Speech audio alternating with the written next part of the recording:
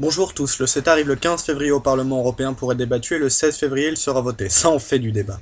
Il y a plein de choses qui vont pas avec ce machin dont on parle pas. Moi je suis pour la préservation de notre secteur agricole et de sa qualité sanitaire. La production agricole européenne est coûteuse pour rester de qualité correcte, mais il va y avoir inondation du marché de l'agriculture par des produits de mauvaise qualité.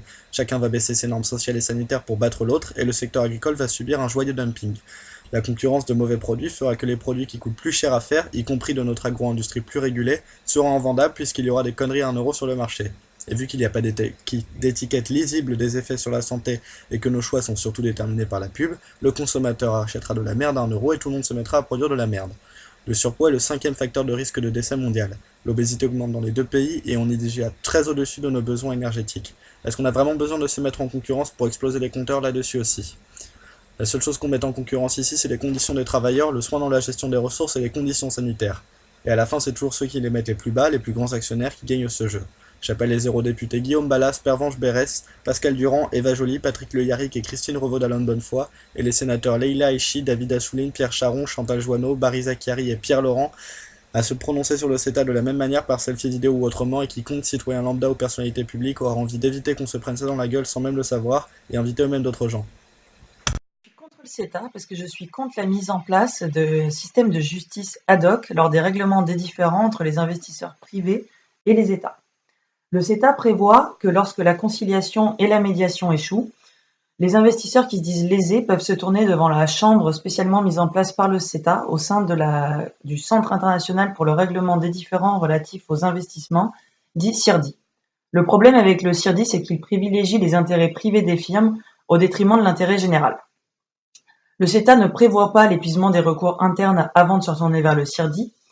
Les arbitres indépendants sont partiellement rémunérés par les parties au procès et donc par l'entreprise. Donc, plus les arbitres se prononcent en faveur des firmes, plus elles intentent de recours et plus ils sont rémunérés. Et enfin et surtout, seules les firmes transnationales ont accès au CIRDI. Elles ont le monopole des plaintes contre les États.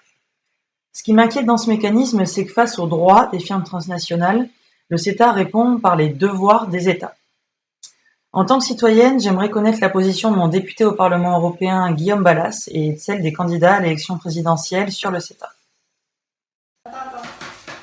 Parce que je ne veux pas que mes petits-enfants mangent des légumes OGM et de la viande aux antibiotiques. Bonjour, alors moi je suis là pour parler du CETA sous un aspect, enfin celui qui me dérange, celui qui m'inquiète le plus, c'est qu'est-ce qui risque d'arriver à nos agriculteurs avec ce traité. Parce qu'ils vont se retrouver quand même en concurrence directe, c'est-à-dire sans les barrières tarifaires, les barrières non tarifaires, avec donc leurs homologues canadiens, qui eux ont quand même des exploitations qui sont un peu plus de 2 fois plus grandes que celles qu'on a ici en France par exemple, et avec moins de gens à cause de la mécanisation qui est beaucoup plus avancée là-bas. Donc déjà que c'est pas la fête pour eux ici, on voit bien les prix qui chutent, ils ont le moral à zéro, on a bien vu les manifs qu'ils ont faites, on a des statistiques vraiment pas folichonnes, du genre il y en a un qui se suicide tous les 2 jours sur l'année dernière. Donc avec cette concurrence intense, comment ils vont faire pour s'en sortir? Et même pas que les nôtres, enfin je veux dire des pays encore plus petits, encore moins armés pour ça, comment est-ce qu'ils vont faire? Donc moi je me posais la question et j'en profite d'ailleurs pour interpeller mon député, monsieur Pierre Lequeyer, député des Yvelines, pour savoir ce qu'il en pense, parce qu'après tout, c'est bien les députés qui vont ratifier ça.